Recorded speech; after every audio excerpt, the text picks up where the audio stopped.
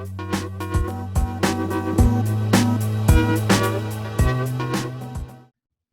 Erin.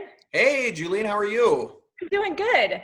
I'm excited, number one, because this is our first official sort of happy hour episode because it Yes. is 5 o'clock. So we are allowed to drink Yes. wine. Cheers. And cheers. Yeah. Ooh, that's so cool. Oh, whoops.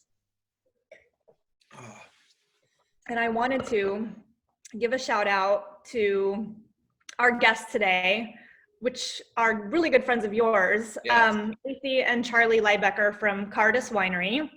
And they were kind enough to send us something to drink on the show. I know. How great is that? I know. Super, super generous of them. I mean, they're fantastic people. And one of the things that really drew me to them. So like the quick backstory is that my best two friends in the world, Kevin, who I've been playing, we met each other playing Little League Baseball, and then his wife and I become incredibly close too. They were out tasting in Chelan. She fell in love with these wines, and so did he. She was like talking me up to them. This guy does winemakers dinners. Like, you guys should totally meet. And then she texted me while she was there and was like, you need to contact these guys like right now because this wine's fantastic. And I was like, okay, yeah. I'll get to it. I mean, and meaning I'll get to it like in the next 24 to 48 hours. 20 minutes go by and she's like, why haven't you contacted them yet? They're both like, I was like, pump the brakes. Like, I'll get to it. But once we did connect, they kind of went out on a little bit of a limb just because they didn't know me, and they're also in Chelan, and so some of the winemakers dinners they've done in the past have been a little different. They come into the city actually a lot and work with certain restaurants here in Seattle, but we started this relationship a little over 3 years ago, and it's really amazing to see what it's turned into. We do, probably 12 to 14 winemakers dinners a year that are tasting menu format, both in Chelan and then a couple in Seattle. And then we do 4 different wine releases a year, 2 in the fall and 2 in the spring. I am going to welcome Charlie and Lacey right now. Hi. All right. All right. Whatever with that view. Oh, yeah. Yeah. Not a bad place to. Lacey, is it just you or is your husband joining us? Oh, he'll be here in a minute. And the bottom of this pallet all Vino shipper, yeah. Sorry, we're at the tail end of mailing out Wine Club, and we've been having trouble getting shipping supplies, and they arrived at 4 o'clock today. So we've been madly packing wine, and here we are.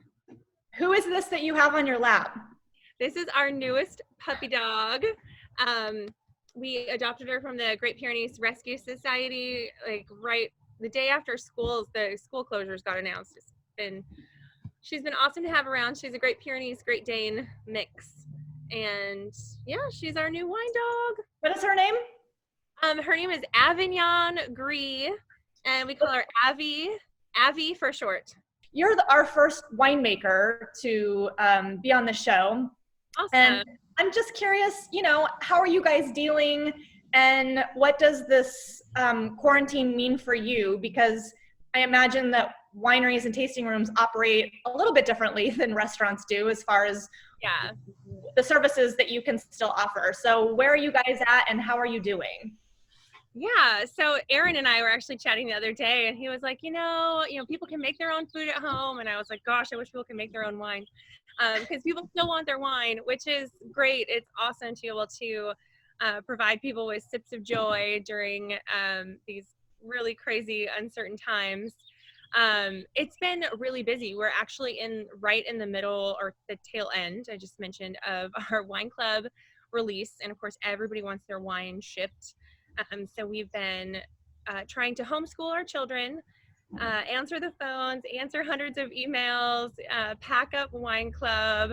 But it's different. Our tasting room is basically a shipping warehouse. We have a table outside of the tasting room doors, and people can call ahead if they have an order to pick up.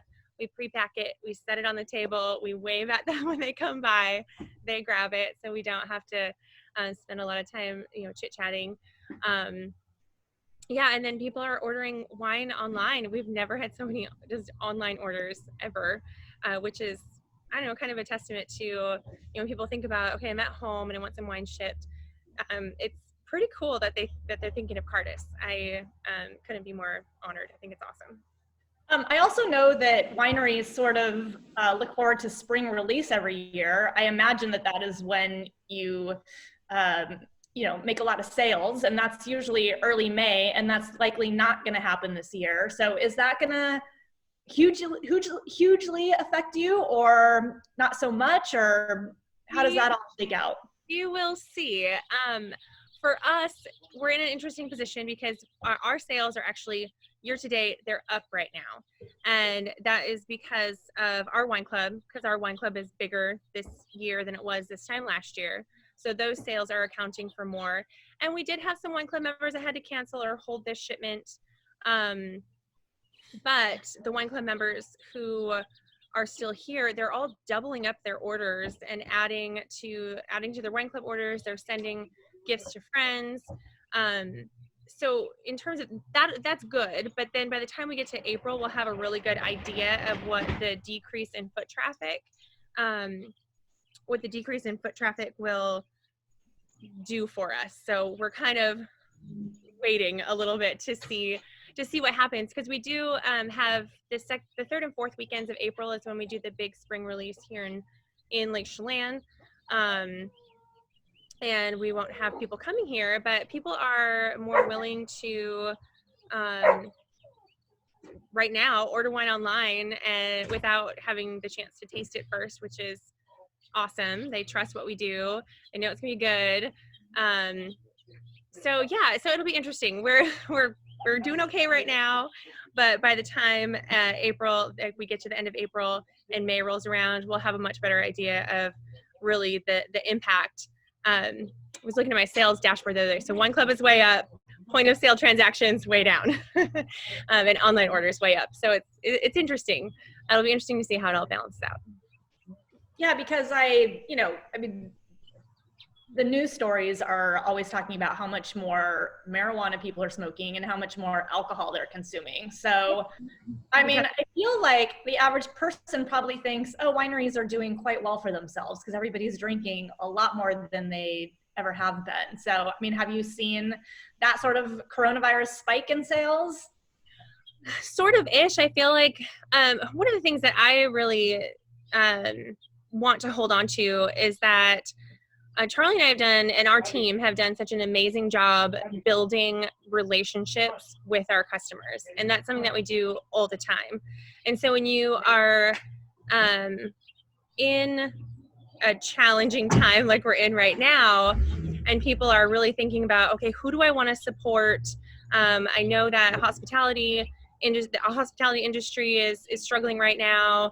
I want to show my dollar, spend my dollars with people that mean something to me. And so the Cairdeas Winery brand, there are enough people out there that when they think of who do they want to support in the hospitality industry, we are top of mind, which I think is pretty cool. So all of that work that we did to really build up our wine club, build all those relationships, not just with my wine club members, but just customers in our tasting room, they're thinking of us at this time. So I don't know, we'll see how it all balances out. So I don't know if it's necessarily a spike of support or a spike of we need more wine to drink because we are bored and going crazy at home with our kids.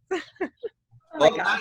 That on what you just said, it was something that I've told Julien about you guys, is that you, and I've mentioned this to you many, many times because I just have always been in awe of it. You guys have done such a fantastic job of building this community around you. And I think that it's really something for small businesses to take note of, that at the end of the day, when we're in tough times, no matter what those tough times are, this is the strangest thing in our lifetimes that we'll probably ever have to deal with, hopefully. But it really, this is the time where it shows community-wise, what we have. I'm so sorry, guys. I'm going to have to start that over. I'm getting a buzz up. Just 1 second.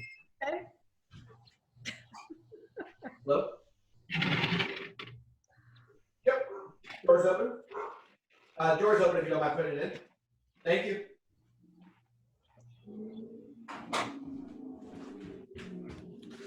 Sorry, guys. Thank you.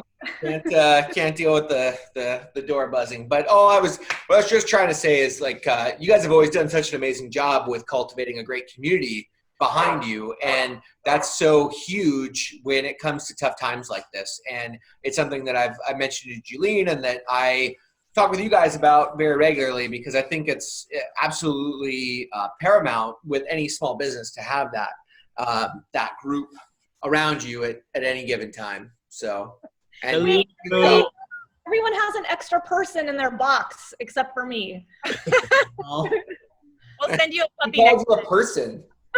Think about that. All right, here we go. Hi, Charlie. Hi. Thanks for joining. Just helping our amazing UPS driver, Mark, pack up the truck. Yeah, Aaron was just talking about how much he loves you guys.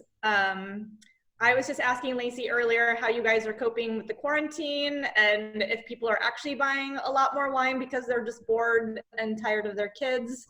And one thing that Dude, let me tell you how much I appreciate teachers now. saying, I know. Yeah, so you guys have your kids what, until like the fall? Is that what's happening? Yeah, they don't know that yet though. So Actually, I told Eugene today. I haven't told this. I haven't told our youngest. I told our 8-year-old. Aaron and I were talking earlier, just sort of the support network that the industry has during this time. And I feel like the wine industry is maybe a little more, I don't know, like community involved, because I know how much harvest brings you guys together, and all the stories I've heard about winemakers sharing their equipment and really rallying behind new winemakers and making sure everybody succeeds. Because the higher the tide, the more, what is the saying? I'm sorry, I'm so sleep deprived. Tide raise all tips. Oh, I'll ship something like that. That's it, yes. So I feel like the wine community is probably, I'm assuming that it's been very supportive during these times. How are you guys, am I right about that? And how are you all helping each other out? you're absolutely right about that. And we're trying to figure out how we can help each other out. I mean, we're all in the same boat where we don't have customers coming in our doors every day. So we're all trying to figure out what does, being a winery right now look like, and how can we adapt what we're doing to not having customers come in but still get you wine. So Lacey and I have talked about creating kind of a package or a collection of wine and donating a portion of the money to a COVID response charity. And then doing a series of like Facebook Live, like tastings, virtual tastings, where we trend. Talk about those wines. And we've seen a lot of other industry people doing something similar. And so I don't know, we've never gone through this before. So we're all learning together how to kind of what the next phase looks like. And honestly, like you mentioned, we're wine club, when we run a wine club release, it is very intense time with just all the emails and making sure everyone's getting the right wines that they ordered, and the shipping and packing, like all this. It's very intense. And so I have been thinking about, okay, what's our next step? What's our next kind of marketing strategy? And I feel like I'm just coming up for air after wine club, trying to wrap my head around that. But the good part about that is that other people in our industry they've had some time to adapt, and we can look at all the things that they've done and kind of take what's working and what's not working, ask them questions about what worked and didn't work. And sharing different resources and what they feel works best. So it's really, there's so much camaraderie in the wine industry. Hey, do you guys expect, are you kind of under the assumption that you're going to be up and running again in time for fall release, or? I hope so. Me too. If we're not, then the world is There's something a going strange place. I know. No, Yeah, I don't know. That is really hard. I'm not trying to think that far ahead. I'm really just trying to put one foot in front of the other. What do I need to do to get through today? What kind of what do I need to communicate to our wine club members or our fans or our followers today? Okay, let's look out a week. This guy right here is like, what's the worst case scenario? What if we have to go bankrupt? And I'm like, whoa, don't go that far. I have not said that. No, you haven't, but I'm being a little dramatic, but no, like right away, he kind of goes towards worst case scenario, and That's I'm not like, true. I'm not ready for that yet. You need to have a plan for that. You do. What is the most, this is definitely a pivot, but what is the most interesting thing you two have drank since you've been in quarantine? Outside of one of your own wines.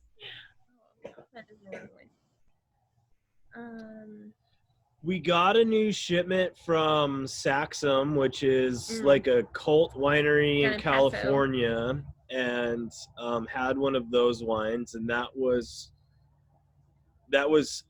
way too young for when we should have drank it, but at least now we have like a baseline of where that wine's at, and we're going to hang on to the rest of them. But that was a really cool and interesting bottle. Right now we are drinking a Cairdeas Winery Picardin, Washington State's forever Picardin. Just bottled it yesterday. Literally grown on the vines that you can kind of see behind us here. On the other side of the big hole, which is supposed to be our tasting room, which was also supposed to be well under construction right now. That's on pause. Yeah, so that's a super cool one because it's never been done in Washington before, and we just bottled it yesterday. Yeah. What else have we had that's been cool? It's also delicious, just FYI. We had a white wine. It wasn't was it the Tobless? It was the Tobless Creek Claret. No, it was Tobless, and it was Vermentino. Oh yeah, the Vermentino was really good. That was really nice. Yes. And they're down in Paso as well. They're kind of the godfathers of bringing Rhone varietals to the United States, and so we pay pretty close attention to them because that's what we do at Cairdeas. Yeah, and with the bringing of the nicer weather, I mean, tomorrow's supposed to be like 74 degrees or something like that. We've been drinking a lot of rosé. So we had Succession Rosé, we had a Chelan Cellars Rosé, we had an Amos Rome Rosé, we've had a Tobless Creek Rosé. I've got to be missing somebody. We've had a lot of rosé lately. We had a lot of rosé. Have you guys been in quarantine? Yeah. Like, was that today? Yeah, I'm no one to talk. My wine wall that I've been needing to fill out with wine bottles is pretty full right now, so. Hey, do you guys see like a silver lining in all of this for the Washington wine industry? I think it's super cool how the Washington Wine Commission, which kind of leads all of the marketing strategy for Washington State wine, has really come up with some cool initiatives on the fly to really kind of help our industry. One of the things that I've been thinking of too is, if people aren't going to be able to come and taste, like maybe that changes bottle formats. Maybe wineries start bottling more stuff in splits as like a sample pack that you can send out that they can try during a virtual tasting, and then have the opportunity to order like the full size bottles. It's fun to see how people are adapting, and it's really cool to see how innovative people can be on the fly. Yeah, no, I agree. And people are forced to be innovative on the fly. Like, I think that's the differentiator there, is that they don't have a choice. So I think some really cool, fun stuff is going to come out of this. I think so too. Yeah. It'll be interesting. I think people will, the idea of, there's Abby barking in the background, the idea of, I have to taste it in order to buy it. I think some of that might go away, because people are just more confident to just buy a bottle of wine and not feel like they need to taste it first or deserve to have a tasting flight first, or whatever that is. But I think people are going to be more willing to just go out on a limb and purchase something versus feeling like they have to taste it first. Well, and I think some of the social equity too, with especially like wineries like yours, if you guys do like say a Zoom call where a bunch of people can call in, and if you have tons of people on there who are all vouching for wine, like if you're wondering, here's 50 people who all say you should be drinking this wine, there's a lot of value in that. And that idea of social equity towards things, I think that this is going to cause a lot of us as small business owners to have to now actually be forced to think a certain kind of way.